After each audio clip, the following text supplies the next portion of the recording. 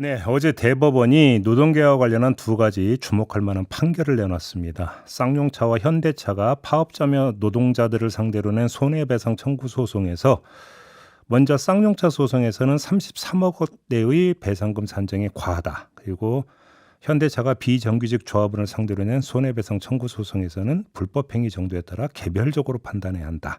이러면서 모두 파기환송을 한 건데요. 자, 이 문제가 노동계에 미칠 영향, 그리고 특히나 노란봉투법이 의장의 지금 최대 현안으로 떠올라 있는데 여기에 어떤 영향을 미칠지 좀 궁금하고요. 관련해서 정의당의 이정미 대표 연결해서 이야기 나눠보도록 하겠습니다. 나와 계시죠? 네, 안녕하세요. 네, 그러니까 속칭 쌍수를 들어 환영하시는 입장이시죠? 그렇습니다. 뭐 환영이 아니라 음, 지금 이제 노란봉투법이 국회 본회의에 직회부되어 있는 상태인데요. 네, 이 법안이 반드시 통과되어야 한다는 사법부의 판단이 내려졌다 이렇게 보고 있습니다. 알겠습니다. 그 얘기는 좀 이따 여쭙고 일단 좀 판결에 대한 설명이 좀 필요한데 네, 현대차 비정규직 조합원에 대한 판결을 보면 노조에 대한 손해배상 책임과 조합원 개인에 대한 그러니까 청구는 달라야 되는데 이 취지라면서요. 네, 이게 무슨 그렇습니다. 이야기입니까? 좀 풀어주신다면?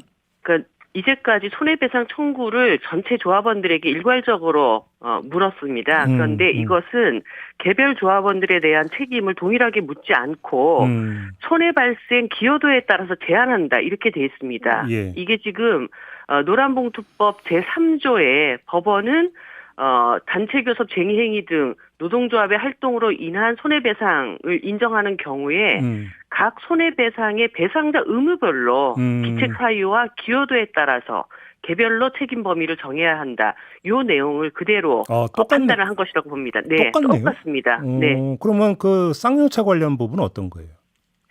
쌍용차 관련 부분도 그 노동자들의 어떤 책임과 관련해서 예. 이제 어떻게 보면은 매출액에 대한 어떤 감소 이런 것이 없다고 한다면 예. 고정 비용에 대한 손해 발생 이런 것들을 노동자들에게 일괄적으로 물을 수 없다 이렇게 되어 있기 때문에 이와 관련해서도 무리한 손해배상을 이제는 손해액에서 제외해야 한다 이렇게 보시면 될 것 같습니다. 쉽게 얘기를 하면 그 사측에서 손해액을 산정하는 과정에서 부풀리지 마라. 그렇습니다. 이런 취지가 되는 겁니까? 네네. 이것도 노란봉투법과 직결되는 부분이 있습니까? 그렇습니다. 개별적으로 책임 범위를 정해야 된다라고 하는 그 책임 범위에 대한 내용과 관련해서도, 사측에서 이것을 과도한 산정을 해서는 안 된다라고 하는 그런 지점들을, 같이 해석해 볼 수 있을 것 같습니다. 그러면 중간 정리하면 지금 대법원의 어제 판단은 노란봉투법 입법의 정당성을 확인해 준 거다. 이런 해석이신가요? 네, 그렇습니다. 이게 입법으로 이제 규율이 되어야만 앞으로 이제 매번 이런 소송들이 걸릴 때마다 대법원은 이미 이런 판례에 준용해서 결정을 할 수밖에 없기 때문에 오히려 이제 사회적 갈등 비용을 줄이고 입법부가 해야 될 일이 그런 일이지 않습니까? 이미 판단된 기준에 따라서 입법으로 규율해야 된다 이렇게 보시면 될 것 같습니다. 근데 지금 노란봉투 입법은 지금 어떻게 돼 있는 상태인가요? 지금 환노위 자체에서 법사위로 넘어갔다가 법사위에서 이것을 계속 심의하지 않고 정말 시간 끌기를 하면서 21대 국회 그냥 넘겨버리자 이런 이제 그 의도로밖에 읽히지 않았기 때문에 결국 다시 이것이 환노위로 내려와서 본회의 직회부로 지금 올라가 있는 상황입니다. 그래서 본회의 직회부의 그 숙려 기간이 이제 다 됐기 때문에 국회에서 이제 판단을 해서 국회의장님께서 이것을 본회의에 회부하면 표결에 들어가면 됩니다. 그럼 조만간 표결이 이제 이루어질 수 있다. 네, 그렇습니다. 자, 그러면 그 만약에 이게 통과가 된다면 어제 대법원의 그 판결에 따라서 윤석열 대통령이 거부권 행사하기가 쉽지 않을 거다 혹시 이렇게 보시는 겁니까? 그렇습니다. 윤석열 대통령께서 계속 말씀하시는 게 이제 법치주의라고 하는 자신의 가치를 모든 것을 중심에 두겠다고 얘기를 했는데 이제까지는 이제 입법부에 대한 거부권을 행사한 것이지만 이 노란봉투법마저 거부권을 행사한다. 이렇게 되면은 사실은 사법부에 대한 거부권까지 같이 행사를 하는 것입니다. 그러니까 행정 권력이 입법부와 사법부를 모두 거부를 한다. 그러면 삼권 분립이라는 자체를 무력화시키는 것이기 때문에 뭐 이런 정도까지의 판결이 나왔는데도 거부권을 행사하고 계속 이런 문제가 벌어질 때마다 다시 또 소송이 걸리고 사회적 갈등을 야기시키는 이런 판단을 해서는 절대로 안 된다고 봅니다. 그런데 거부권을 행사하는 이유로 요 부분이 아니라 다른 대목을 또 들 수도 있는 거 아니겠습니까? 그 노란봉투법 2조 3조와 관련해서 2조와 관련해서는 이미 쌍용자동차의 판결에 죄송합니다. 예. 2조와 관련해서도 예. 그 대우조선해양 관련돼서도 이미 상당히 이 부분에 대한 실질적인 책임들에 대한 하청 노동자들에 대한 책임에 대한 그런 판단들이 있기 때문에 제가 볼 때는 그 2조 3조 이 모든 것들에 대한 법리적인 판단은 다 끝났다 이렇게 보시면 될 것 같습니다. 애둘러 갈 길이 없다. 네네. 알겠습니다. 지금 포인트가 하나가 나온 것 같으니까 좀 지켜보도록 하고요. 김문수 경사노위 위원장이 한국노총 간부에 대한 곤봉 진압을 두고 경찰이 당연히 해야 할 일을 했다 이렇게 주장을 했다고 하는데 어떻게 평가하십니까? 저는 김문수 경사노위 위원장의 예전 발언이 떠올랐습니다. 예. 그러니까 전직 대통령에 대해서 총설감 이런 얘기를 하면서 정말 삐뚤어진 인식, 극단적인 망언들로 자기 정체성을 유지하시던 분입니다. 진짜 네. 그야말로 김문수가 김문수했다 이런 생각이 드는데요. 예. 지금 이 노정 갈등의 그 핵심은 김문수 경사노위 위원장이 있습니다. 저는 더 이상 이분이 이 직을 유지하는 것은 우리 전체 사회를 위해서 해악이다. 지금 물러나셔야 된다. 이렇게 생각하고 있습니다. 그런데 며칠 전에 윤석열 대통령은 김문수 위원장 열심히 하라 이런 취지로 그 이야기를 하지 않았습니까? 그러니까 윤석열 대통령께서도 자신이 어떤 역할을 하고 있는 그 대통령이라는 직분이 무엇을 해야 되는 것인가에 대한 이 인식을 좀 다시 가지셔야 된다. 그러니까 대통령은 사회 통합의 중심에 서야 되는 분인데 네. 오히려 사회를 극단적으로 양분시키고 일방이 일방을 무너뜨리는 거기다가 뭐 사람을 이렇게 유혈진압까지 한 그 상황에 대해서 이런 표현을 하는 사람에 대해서 그런 인식을 갖고 있다 그러면 대통령이 통합의 어떤 임무를 스스로 거부하고 어떤 극단적인 한 일방에 서서 통치를 하겠다라고 하는 것밖에 자신을 증명하는 것이 아니기 때문에 네. 그런 인식 자체를 바꾸셔야 됩니다. 그것을 해결할 수 있는 첫 번째 단추가 김문수 경사노위 위원장 경질이라고 저는 생각합니다. 그런데 하나만 더요. 지금 김문수 위원장은 이참에 경사노위를 MZ세대 중심으로 재편하자 이렇게도 주장을 했다고 하는데 이런 비슷한 주장은 또 국민의힘에서도 나온 바가 있었거든요. 그러니까 그 말씀이 지금 양대 노총의 전체적인 조직률이 예. 전체 노동자들의 대다수를 포괄하고 있지 못하다. 지금 한 20% 정도 노동조합 조직률이 되지 못하고 80% 노동자들이 지금 조직이 안 돼 있다. 그래서 그것을 대표할 수 있는 다른 어떤 영역들의 대표성을 더 강화해야 된다. 이런 얘기를 하고 계시는 건데요. 네. 사실 이제 노동조합의 그 대표성이라고 하는 것은 그 자체로 헌법상의 권리입니다. 예를 들어서 80% 노동자를 대표하지 못하기 때문에 의미가 없다 이렇게 얘기를 한다면 현재 대통령 지지율이 30%대밖에 안 되면 70% 국민들을 대변하지 못한다 당신은 이렇게 얘기할 수는 없는 것 아닙니까? 이미 그 조직되고 선출된 과정에서의 대표성이라고 하는 것이 인정되어 있는 것인데 그 자체를 부정한다라고 하는 것은 헌법상의 권리 자체를 부정하는 것이다. 그건 대통령 스스로에게도 그대로 반추해서 물어보면 답이 나온다고 봅니다. 알겠습니다. 뭐 대표님 연결하면 정치 하나 몇 가지 좀 여쭤볼게요. 이동관 특보 문제가 지금 불거졌는데 어떻게 해야 된다고 생각하십니까? 지명하면 안 된다고 보십니까? 당연하죠. 그러니까 김문수 같은 반노동 인사를 노동 문제를 해결하라고 앉혀놓는 것이나 그다음에 뭐 진실 화해를 규명하라고 김동관 위원장 같은 국민들을 극단적으로 분열시키는 사람을 앉혀놓는 것이나 똑같은 것입니다. 언론 자유와 민주주의를 수호해야 할 방통위원장의 반언론 인사를 앉혀놓는다라고 하는 것은 정말 어불성설이라고 봐야 됩니다. 그렇게 보시는 거고. 그 오염수 방류가 이제 그 엄청 한 이슈인데 우리 정부가 어떻게 해야 된다고 생각하는가? 공개적으로 방류 반대 입장을 표명을 해야 된다고 보세요? 제가 어저께부터 정부가 메일 브리핑을 한다고 해서 그런 말씀 드렸습니다. 지금은 메일 브리핑이 아니라 정부의 오염수 방류 반대에 대한 확고한 입장을 내놓을 때다. 네. 지금 어저께도 그 브리핑에서 국민들한테 한마디로 이 오염수 방류의 그 방류가 가능한지 타당한지 아닌지 이런 것들을 확인시키고 검증시키는 과정이어야 되는데 네. 뭐 알프스 처리 이후에 오염수가 기준치 2만 배가 넘는 방사선 물질을 함유하고 있는 것은 사실이지만 희석하면 안전할 것이다.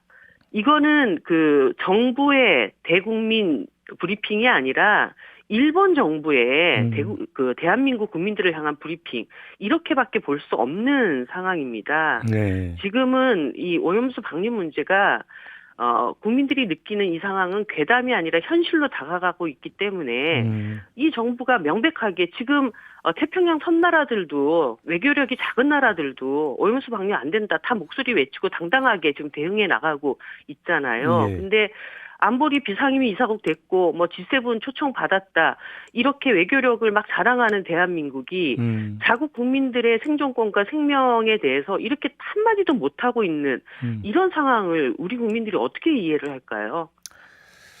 자, 지금 그 어민 피해 지원을 위한 지금 특별법안이 발의가 됐죠. 네, 그렇습니다. 근데 지금 정부는 아직은 좀 이러다 이런 입장인 것 같은데 어떻게 받아들이세요? 일단은 어민 피해에 대한 대책은 대책대로 나와야 되지만 이 피해를 네. 없도록 이 네. 피해를 입지 않도록 하기 위한 근본적인 대책이 필요한 것이죠. 물론이죠. 예. 네, 그런 점에서 지금 정부가 서둘러야 할 일은 오염수 방류에 대해 일본 정부에 이거는 안 되는 일입니다. 예를 들어서 오염수가 안전하다면 그건 일본 안에다가 탱크를 지어서 보관하면 되고 안전하지 않다면 그건 방류를 해서도 안 됩니다. 그러니까 오염수가 안전하거나 안전하지 않거나 모든 두 가지 경우의 수 모두 다도 해결책은 한 가지다. 네. 바다에 버려서는 안 된다. 이렇게 저는 알겠습니다. 보고 있습니다. 그 진중권 교수 있잖아요. 네네. 지금 당원권 정지 2년 징계를 내렸는데 진중권 교수는 아니 다 탈당했는데 뭔 징계냐 황당하다 이런 입장이 이게 진실이 뭐예요? 이게 좀 정말 안타까운 일인데요. 예. 그 교수님께서 탈당계를 제출한 것은 맞습니다. 그런데 이제 탈당계에 양식이 있습니다. 본인의 친필 사인이 있어야 되는데 아마 당에서 그 양식에 맞지 않는 탈당서를 내서 그 탈당계를 좀 다시 그 양식에 맞춰서 내라고 한 과정이 있었는데 그 추가적인 후속 조치가 이루어지지 않아서 탈당 처리가 되지 않은 그런 상태였던 것이고 이제 당의 사법기관에서는 이제 탈당이 처리되지 않기 때문에 당원들이 이제 제소를 한 상황에서 그 사법적 절차는 또 절차대로 처리를 한 이런 상황으로 보시면 될 것 같습니다. 그러면 친필 사인을 해서 다시 제출해 달라고 했는데 그 제출을 안 했고 그래서 네. 탈당 처리가 되지 않았기 때문에 징계 조치가 내려진 거다. 네네. 그러면 지금 그 징계 조치는 유효한 것이다 이런 말씀이신 거죠? 네, 지금으로서는 그렇습니다. 그 진중권 교수는 그 대표님이 전에서 탈당을 만류했다 뭐 이런 이야기도 했다고 하는데 어떻게 된 겁니까? 양곡관리법 발언이 있고 난 직후에 예. 이것이 이제 상당한 문제가 되고 있으니 입장 표명이 필요하지 않겠습니까? 라는 말씀을 드려서 그 당시에 그러면 차라리 탈당을 하시겠다 그래서 그런 방식이 아니었으면 좋겠다 이렇게 만류를 드렸고 그래서 이제 사과문을 게재를 하셨죠. 근데 네. 사과문을 게재한 다음 날 이제 당 내에 이제 농민당원들을 중심으로 제소가 되었습니다. 저는 사실 이 사법기관으로 제소되는 과정은 당의 행정기관은 전혀 그것에 대한 보고를 받을 수 없도록 되어 있습니다. 네. 그 처리 과정에 대해서. 그래서 예. 한 달 후에 이게 제소가 진행되고 있다는 상황을 추후에 제가 이제 보고를 받았고 그 과정에서 이제 탈당계를 제출했다라는 상황을 알게 된 그런 과정입니다. 그러면 징계는 유효하고 근데 진중권 교수는 탈당했다고 한다면 이 문제를 마무리 짓기 위해서는 진중권 교수가 다시 친필 사인을 해서 탈당계를 제출하면 끝나는 겁니까? 어떻게 되는 겁니까? 네, 그렇게 되면은 뭐 징계 자체가 그 유효하지 않은 상황이 되기 때문에 예. 그렇게 되는 것인데요. 예. 저는 뭐 진 교수께서 항소를 우리가 이제 2심 제도가 있기 때문에 이것이 너무 과도한 그 처벌이다라고 생각하신다면 좀 항소를 하신다든가 이렇게 해서 당 내에서 정치적으로 좀 슬기롭게 하게 잘 풀어갔으면 하는 그런 바람입니다. 근데 본인은 탈당했다고 하는데 항소를 하겠습니까? 알겠습니다. 아무튼 이 문제는 어떻게 보세요? 장혜영 의원이 네. 정의당에 대한 국민의 평가는 사실상 끝났다 이런 발언을 했고요. 네. 신당 추진이 필요하다라는 당내 목소리가 나온다고 하는데 어떻게 파악하고 계세요, 대표님은? 지금 뭐 당이 안팎으로 그렇게 녹록하고 쉽지만은 않은 상황입니다. 네.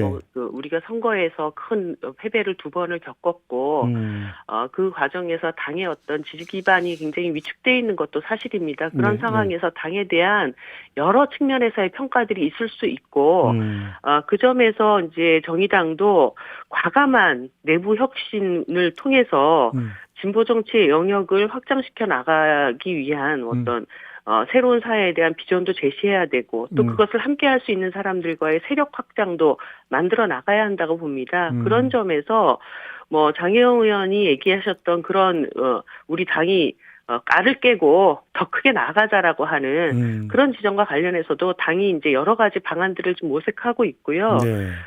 정의당이 자신이 가지고 있었던 기존의 기득권을 과감히 내려놓고 더 많은 세력들과 지금 이 시대가 겪고 있는 기후위기라든가 저출생이라든가 불평등이라든가 이런 대한 사회에 대한 이런 문제를 해결하기 위한 비전들을 제시하면서 새로운 당으로 거듭나기 위한 재창당 과정들을 겪고 있습니다. 그래서 그러한 당내 여러 가지 의견과 목소리를 제가 잘 수렴해서 6월 24일 날 전국위원회에 우리 당이 어떤 방향으로 나갈 것인가에 대한 비전을 밝힐 생각입니다. 그러면 지금 그 이제 큰 방향은 이른바 진보정당 대통합입니까?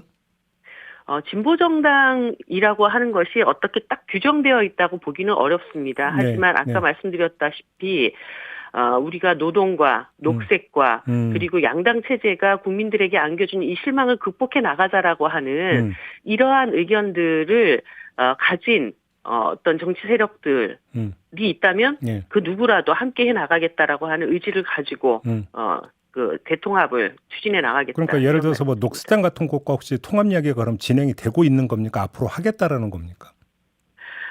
뭐 녹색당이라고 특정하지는 않겠지만 다양한 녹색 세력들하고도 굉장히 긴밀하게 논의를 해나갈 생각입니다. 그러면 뭐 장혜영, 유호정 의원 같은 경우 세 번째 권력이라는 모임을 갖고 있다고 하는데 이건 어떻게 해석을 하고 계세요?